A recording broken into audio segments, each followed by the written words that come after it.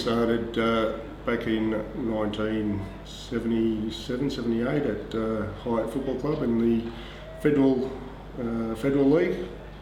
As a 17-year-old. Coach there was Georgie Allen, probably the best coach that I played my football under. Taught me a lot, protected me a lot as I was only young. Played there for 2 years. Was lucky enough to get looked at by St. Kilda guys. They come down and invited me to come and train, and went down there not knowing if I'd make it or not, and they asked me to stay there, and which I did. Played there for 5 years and enjoyed my time there as well. And then after being asked to leave, I was then found my way down here to Frankston. Once again, spent 6 years here and loved my time. Loved the club, loved the players, and still try and get down here and watch a few games. And from Frankston, had an offer to go and playing coach at Crib Point in 1993. Went there for 4 years as a playing coach, obviously, and didn't ever win premiership, but we got pretty close 2 of those years, and just thought it was time to move on. At local club, they don't get a lot of change in players, so it was time to step down, so I did, and then had 1 year at the Pines, finished off. I was 35 years of age, and the body was pretty tired, so that was it, that was the end of it. Someone that would always have a go, always believed in my own ability to beat an opponent, whether he was taller than me or shorter than me. I'd go out there and summarise the opponent and just sort of think, okay, how am I going to beat him? Do I want the ball on the ground, or would I rather it up in the air, depending on the size of the player? And I'd back myself as a marking player. I'd say most people would think that I was a very accurate kick, which I presume I was. I believe I still hold the club record of 15 straight goals here. Played against Oakley. So that record's been going now for 26 years or so. So pretty proud of that, and I don't think it'll get beaten for a while. But I was just an honest player. Would always have a go, stick up for teammates, and at the end of the day, just an honest player. It means a lot. Spent, as I said, 6 years here, made a lot of friends, turnover of players and that all clubs had, but I enjoy getting down here and watching a few of the games, and your heart's always going to be here. We have the past players' days and catch up with a few of the guys and reminisce and talk about the old times and how far we used to kick the ball and all that sort of stuff, all those sort of things. But the stories are getting better and better over the years. But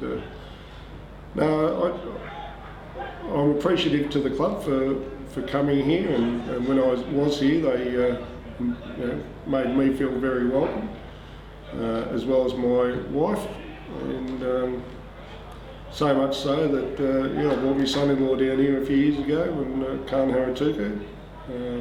Spent 5 years here, and he's moved on now, but I still go and watch Khan at Port Melbourne, but my heart is here at Frankston. It always is. I'll follow my son-in-law, but hope he does well, but I hope Frankston do better, so all good. I was lucky enough to have a pretty good game here in the last home and away versus Oakley in 1989. Reno Pretto actually needed 3 goals to kick his 100, and he was playing on Peter Vandermeer, and I think Vanders held him to that. He ended up getting his 100 in the last quarter, but I was lucky enough to bag a few goals. I ended up with 15 goals straight, and I believe it's still the club record, and hopefully hang on to that for a few more years. The following week after that, we played Springvale in a final. We got beat. I got reported for the first time in my career, which I wasn't happy about, and copped a 4-week suspension.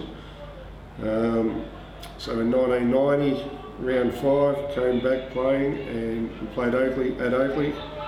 And once again, I was lucky enough to kick a few, and it ended up with 14 goals won, and so a grand total of 29 goals won in the 2 games. And the coach of Oakley at the time was a former St Kilda player, Terry Smith, and he said to us after the game, he said, "What did I ever do to you, Brownie?" Because we played together at St Kilda, and yeah, lovely bloke, and unfortunately he's passed away now, but yeah, couple of lucky games, but as I say, hopefully that record will hang around for a while.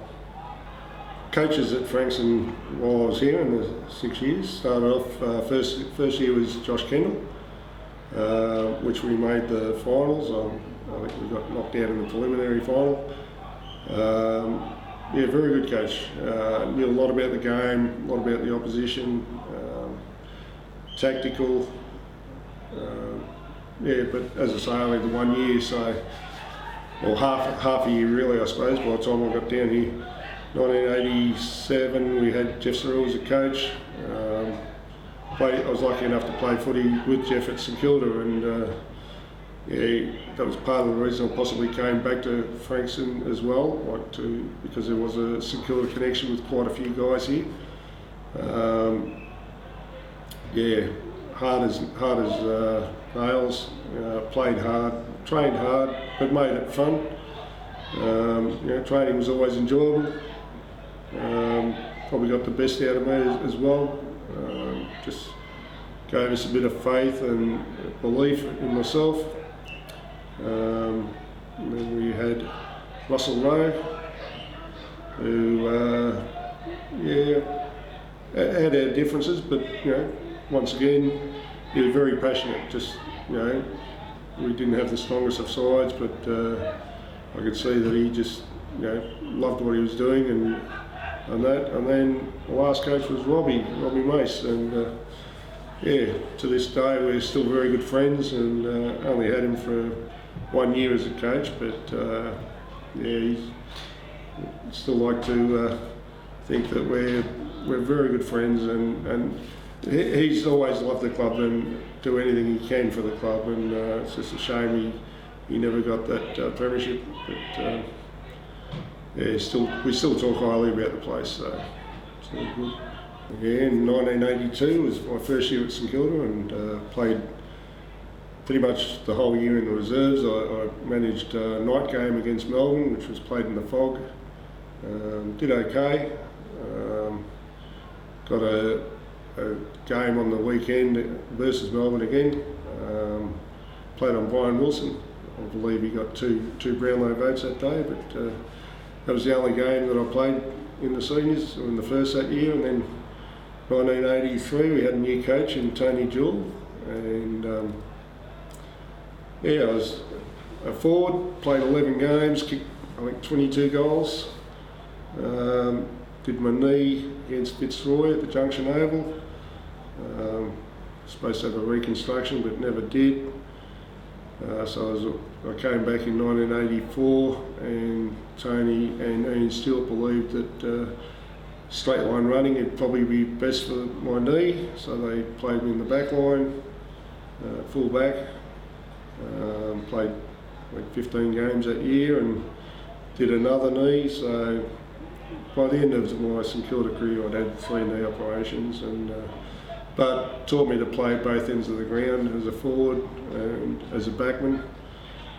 Much prefer kicking goals obviously, but when you got a couple of full forwards like Mark Jackson playing there, and then in between him I sort of played a couple of games in the forward line, and then a young Tony Lockett that I hope that I taught a few little things here and there, but yeah, so as I say, you know, playing both ends of the ground was probably good for my career and helped me out, and to come here. And then in 1987 I actually won the best and fairest playing at fullback. So yeah, as I say, it doesn't hurt to play either end. You just play your role and do your best.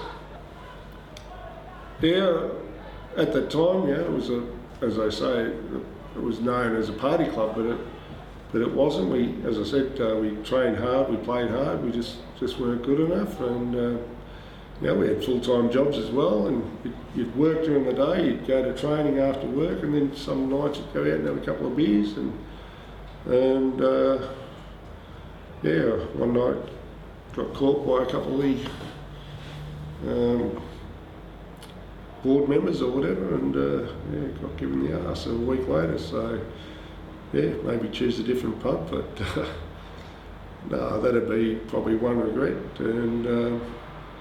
And then came down here and won the best and fairest in '87, and then I spoke to St Kilda about going back there, and they said I'm more than welcome to come and train, and I never did. So I sort of think, I wonder what would have happened if I had gone back under a different coach, because at that time it was Darryl Baldock, and had a lot of admiration for Darryl.